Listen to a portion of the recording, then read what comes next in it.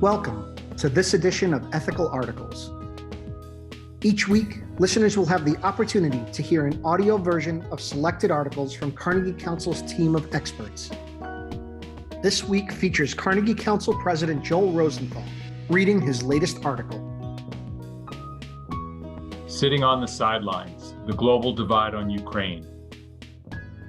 In late February, I found myself in the ECOSOC chamber of the United Nations, participating in a panel discussion commemorating the 75th anniversary of the death of Mohandas Gandhi. With Gandhi's commitments to pluralism and nonviolence in such short supply these days, I welcome the opportunity to revisit his legacy. To my left sat South Africa's UN ambassador. To my right, India's ambassador. During the discussion, each left for a few minutes to cross the hallway to cast a critical vote in the General Assembly. The vote in question that day was a UN resolution calling for a comprehensive, just, and lasting peace in Ukraine.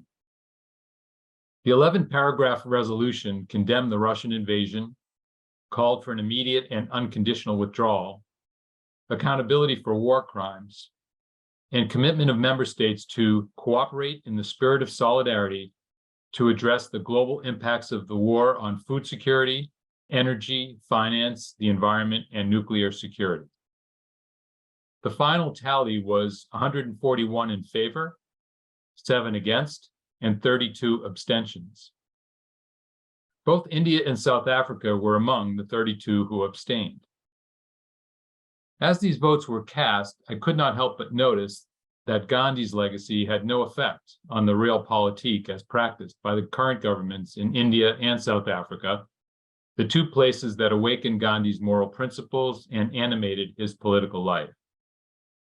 The UN vote confirms a trend long in the making but newly urgent, the rise of multipolarity, as seen by arrangements such as BRICS, Brazil, Russia, India, China, South Africa, and efforts in the global south to forge alternate patterns of economic and political cooperation.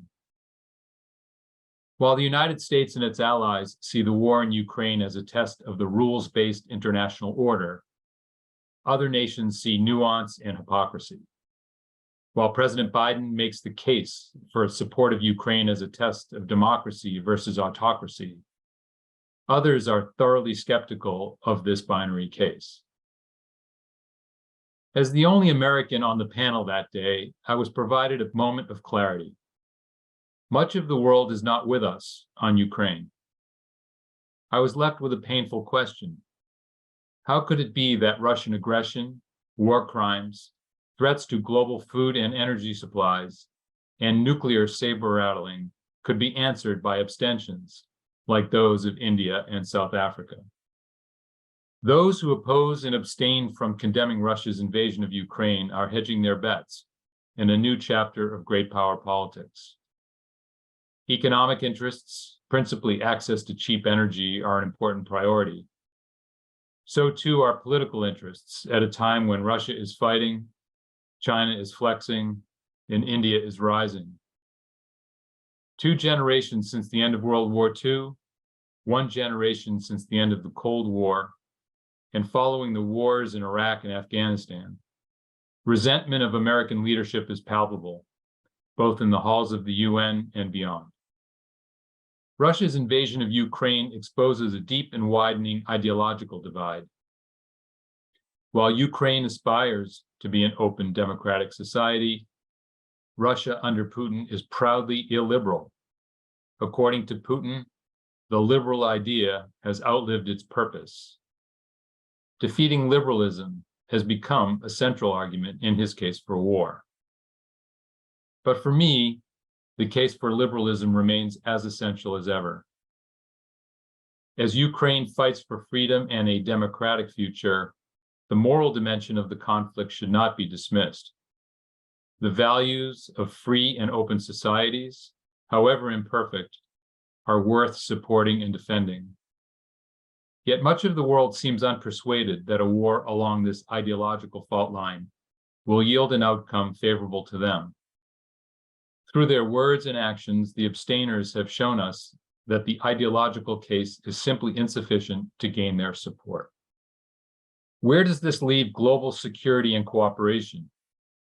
If common values are hard to come by or stand by in Ukraine, then common interests must be forged on basic needs like relief of immediate human suffering in combat zones, protection of minorities, and reestablishing food, energy, and nuclear security.